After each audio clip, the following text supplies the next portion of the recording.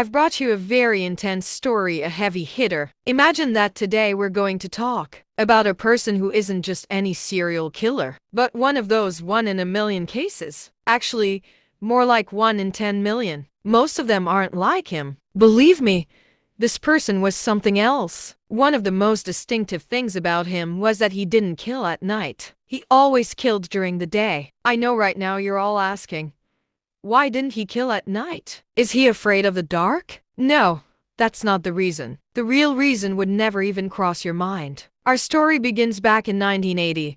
Her name was Sharon Smith, and she lived in Oklahoma City. On that day, the rain was very heavy. It was a torrential downpour. The rain was so intense that it caused flooding. Many of the rivers nearby began to overflow, and the water level rose significantly, leading to massive floods throughout the city. Because of this, the streets were completely submerged, and the water even began to seep into the houses. At that time, Sharon was inside her home, and she began to notice the water rising and entering her house from under the doors. The neighbors were shouting to one another because it had been a long time since they had seen a flood this severe in the city, especially between the houses. Everyone was terrified, trying to save what they could. Rescue teams began to arrive, navigating through the water to reach people trapped in their homes and help them evacuate. During this chaos, Sharon saw something she would never forget. This means your children are missing, and we haven't found them yet. I don't know.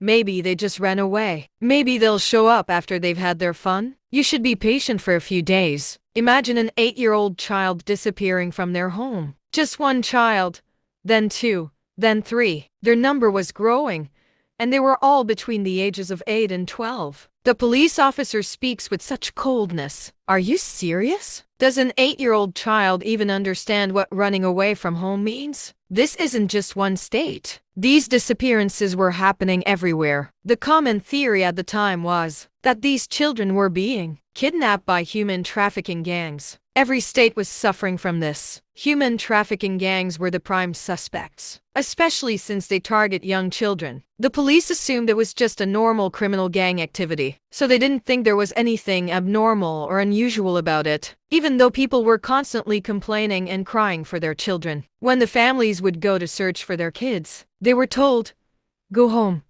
Maybe they just ran away." The poor families were constantly printing out posters themselves and distributing them. They were putting up ads in newspapers and offering rewards to anyone who could help them. The families realized they were on their own. Neither the government nor the police were helping them at all. That's when they discovered, when these 4 bodies were found in the state, it became clear to everyone that these girls hadn't just run away as they were told. They were killed. The police realized they were facing a disaster. It was clear they had a serial killer on their hands, a predator who was hunting children everywhere. This wasn't just in one place. He was scattered across different locations. This predator's name was Pedro López. This is the name of our player today, Pedro Alonso López. Some call him the monster of the Andes.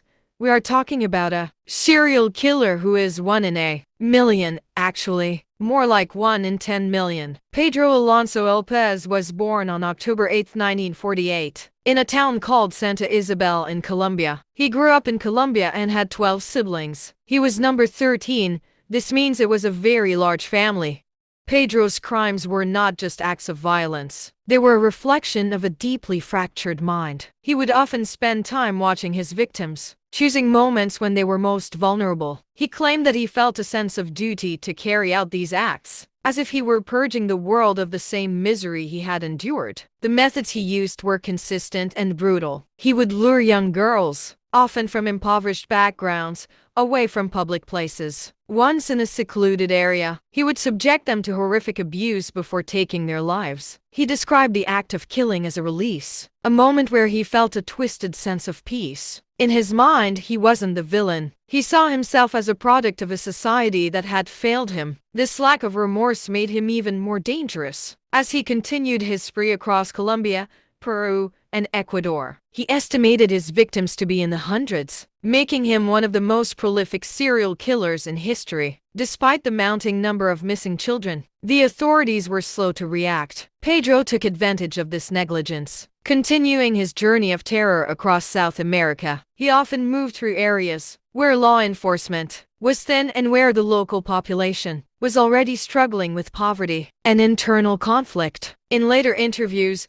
Pedro spoke about his crimes with a chilling lack of emotion. He claimed that he didn't just kill, he wanted to witness the moment of transition from life to death. He targeted the most innocent members of society because he felt that life had betrayed him at that same age. He saw his victims as a way to settle a score with a world that he believed was inherently cruel. By the time he arrived in Ecuador in the late 1970s, he had already left dozens, perhaps hundreds, of victims behind in Colombia and Peru. The scale of his atrocities was starting to become impossible to ignore, as local communities began to realize that a monster was moving among them. Pedro's internal darkness drove him to target those he viewed as weak, just as he had been targeted during his own childhood. He believed that because he had suffered, others should also experience the same pain. He specifically targeted young girls on the streets, often watching them from a distance before approaching. He used his knowledge of the streets to his advantage, knowing exactly where to find victims who wouldn't be immediately missed. He would often give them small gifts or food to lure them away, exploiting their poverty and hunger. To him,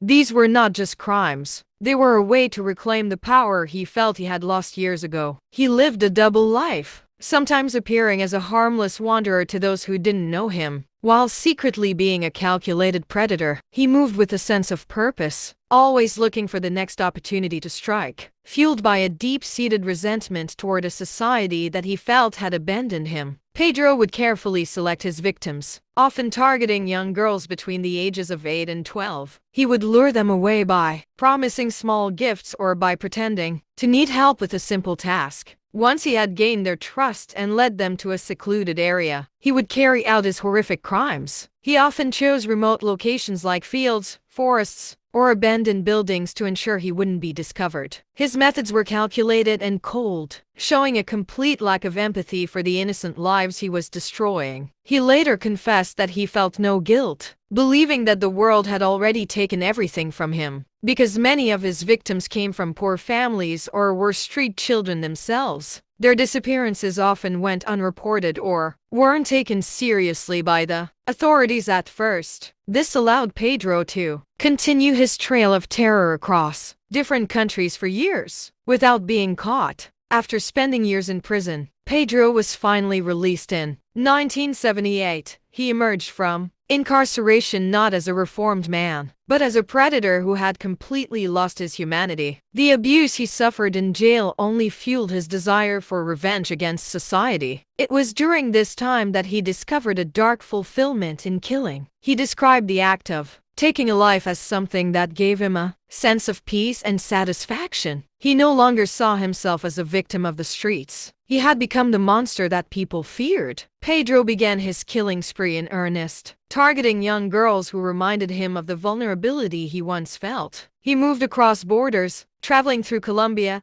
Ecuador, and Peru, leaving a trail of death behind him. Because he was a wanderer with no fixed home, it was incredibly difficult for the authorities to track him or link the crimes together. After his release, Pedro did not return to his old life of petty theft. Instead, he decided to leave Colombia and head south towards Peru and Ecuador. He wanted to start over in places where his criminal record was unknown, but his inner darkness traveled with him. It was during these travels that his transformation into a serial killer became absolute. He no longer saw people as fellow human beings. To him, they were targets for his anger and his twisted desire for control. He began to lure young girls away from markets and schools, using his quiet demeanor to gain their trust before leading them to isolated areas. The sheer scale of his crimes is hard to fathom. In later confessions, Pedro claimed to have killed hundreds of children during this period. He operated in the shadows of society, preying on those who were often overlooked or ignored, just as he had been as a child on the streets. Pedro eventually graduated from petty theft to stealing cars. He would take the vehicles to local mechanics who would then strip them down and sell the parts. Among the local criminals, Pedro gained a reputation as one of the best car thieves in the area. However, his criminal career hit a major roadblock in 1969. At the age of 21, Pedro was finally caught for auto theft. He was convicted and sentenced to 7 years in a Colombian prison. Entering prison at 21, Pedro was thrown into one of the most violent and dangerous environments in the country. Colombian prisons at the time were notorious for overcrowding, lack of guards, and extreme corruption. For Pedro, prison was not a place for rehabilitation. It was a place where his hatred for society would only deepen. Inside the prison, drugs and violence were part of daily life. Fights broke out every day, and at one point, 3 men were killed. In a brawl right in front of Pedro, he was learning how to survive in a place where no one was safe. The prison environment was brutal, especially for someone like Pedro who had entered at such a young age. He was subjected to more abuse and assault within the prison walls. This cycle of violence and trauma continued throughout his 20s, further hardening his personality. Eventually, Pedro reached a breaking point. He decided that he would no longer be the victim. He was going to take control of his own life, but in the darkest way possible. He began to plan his revenge against the world that had treated him so cruelly. After serving his sentence, Pedro was released. The guards and the system let him go, believing he had paid his debt to society. However, they didn't realize that the person they were releasing was no longer just a car thief. He had transformed into a monster. Living on the streets, these children were often caught in the middle of territory wars between different gangs. Pedro was no exception. He was shaped by this violent environment where stealing and fighting were necessary for survival. Every ounce of innocence he might have had as a child was quickly stripped away. By the time he was about 10 years old, his life took a slight turn when an American woman living in Colombia noticed him. She felt sorry for the young boy wandering the streets and decided to take him in. She gave him clothes, a room of his own, and tried to provide him with a sense of stability and an education. Some sources suggest she even considered adopting him or placing him in a school. For a brief period, it seemed like Pedro might have a chance at a normal life. However, the damage from his earlier years was deep. When he was about 12 years old, he reportedly stole money from his adoptive family and ran away, returning once again to the life he knew on the streets. After stealing from the family that took him in and running away, Pedro returned to the streets. Some sources say he even fled from an orphanage because he couldn't handle the rules or the structure. He simply preferred the chaotic life of the streets he was used to. By this time, the civil war in Colombia, the period of La Violencia, had begun to calm down. The government started to regain control, and factories and schools were reopening. Life was slowly returning to normal for many, but for Pedro, it was too late. He had no education, no skills, and no vision for a future. He spent years living as a beggar and a petty thief. He didn't know how to do anything else besides surviving through violence and theft. As he grew older, his crimes grew with him. He was no longer just a homeless child. He was becoming a professional criminal who lived on the fringes of society.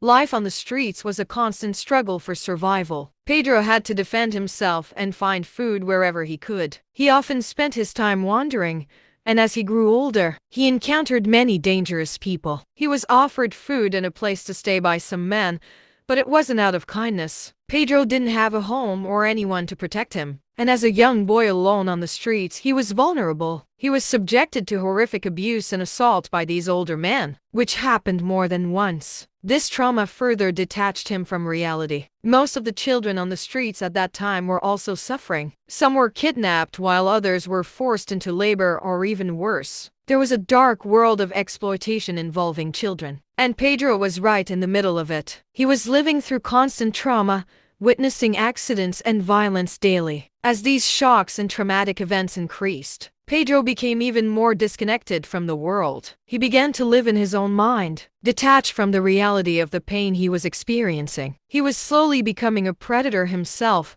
shaped by the horrors he had endured. There was a substance they used called saccocol shoe glue. They would put it into plastic bags and inhale it. It was like a cheap drug or a paste-like material. They called it the drug of the poor because it was extremely cheap, but its effects were devastating. It would cause brain damage and lead to severe neurological issues, often making the user aggressive and unstable. You can only imagine the impact this had on a child. This substance, combined with the lack of food and constant fear, made them lose their connection to reality. They would always target people who were vulnerable. As for the children, after being subjected to abuse and living on the streets, many of them eventually became parts of gangs themselves. They became hardened by their environment. These were the stories of the street children, children who were often forgotten by society, but whose parents were always out there, hoping and saying that one day their missing children would come home. It is clear that the relationship between the mother and her children was essentially a broken and cold one. This is what Pedro grew up seeing every day. The upbringing he received was completely based on this environment. When Pedro was about 8 or 9 years old,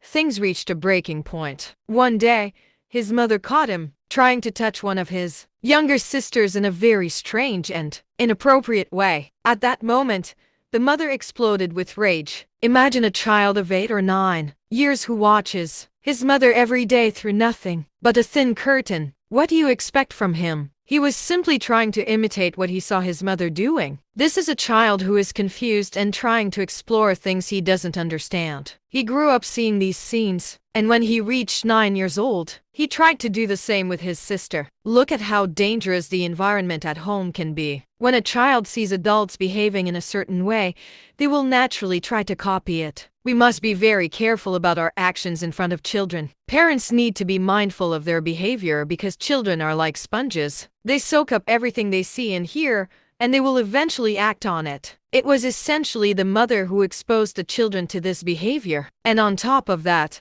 when she caught Pedro, she did something even worse. She spoke to him with such harshness, and instead of correcting him, she cursed him and his future. She told him that he was a devil and that he would never amount to anything, only becoming someone who brings pain and destruction. She went further and punished him physically in a brutal way. After she was done, she kicked him out of the house. Pedro was only 9 years old when he was thrown out onto the streets and told never to return. Pedro was cast out from his home, a 9-year-old child in an area where violence and chaos were the norm. He became one of the thousands of homeless children wandering the streets of Colombia. He was alone, with no one to care for him or guide him. These street children, with no families to protect them, often fell victim to gangs or became criminals themselves just to survive. He spent his days wandering the streets, looking for food and a place to sleep. This was the beginning of a much darker path for Pedro, as the anger and resentment he felt toward his mother and the world began to grow. He lived as a homeless wanderer, and the bitterness in his heart was becoming immense.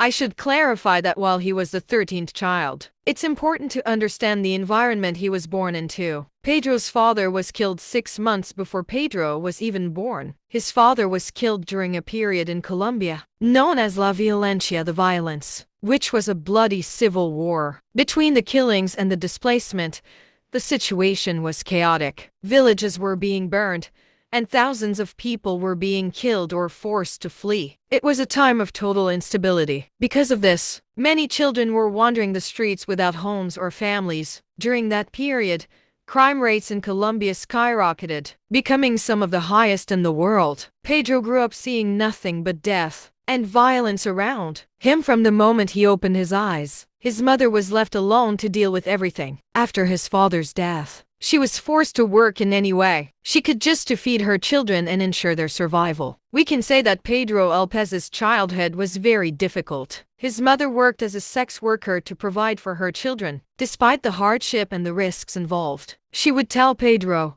"Look at your face. You have such a foul smell, like a corpse." She was persistent in her work so she could carry her children's burden, but she couldn't properly care for or educate them. They lived in a single room that was divided by a simple curtain. On one side of the curtain, the mother would work, and on the other side, her children would sleep. Because of this, the children grew up in a state of shock and trauma. They lived through a very harsh reality. People who knew the mother said she had a very volatile and aggressive personality. She was constantly angry and would often take her frustrations out on her children. The child who suffered the most from her behavior was our protagonist, Pedro.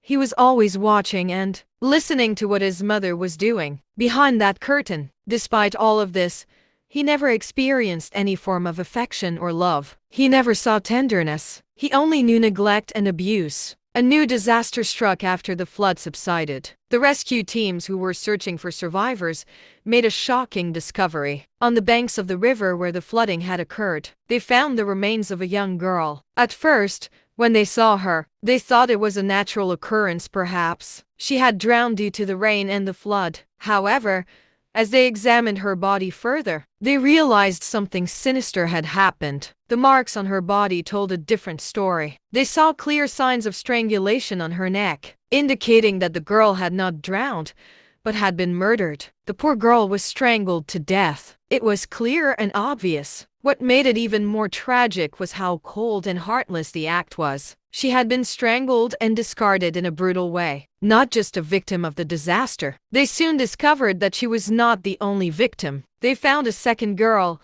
then a third, and a fourth. It was a series of young girls. All of them had been subjected to assault and strangulation in the exact same way. It was clear that the person who killed them had disposed of them quickly, or perhaps even during the flood, as if he took advantage of the disaster to hide his crimes. As for the residents of the area, this was their worst nightmare. They weren't expecting a serial killer. They were waiting for the rain to stop so they could find their missing children, but they found them murdered instead. It was a shock that had been building for a long time. They didn't just find bodies, they found a pattern. You might ask me how this happened over the months. Before the flood and the rain, there were many young girls between the ages of 8 and 12 who had gone missing in Oklahoma and nearby areas. It was a strange and terrifying wave of disappearances. Young girls between 8 and 12 years old were vanishing, and this had been happening even before the massive flood. The parents and families in the area were going to the police every day to file reports, but they felt like no one was listening to them. The police were searching,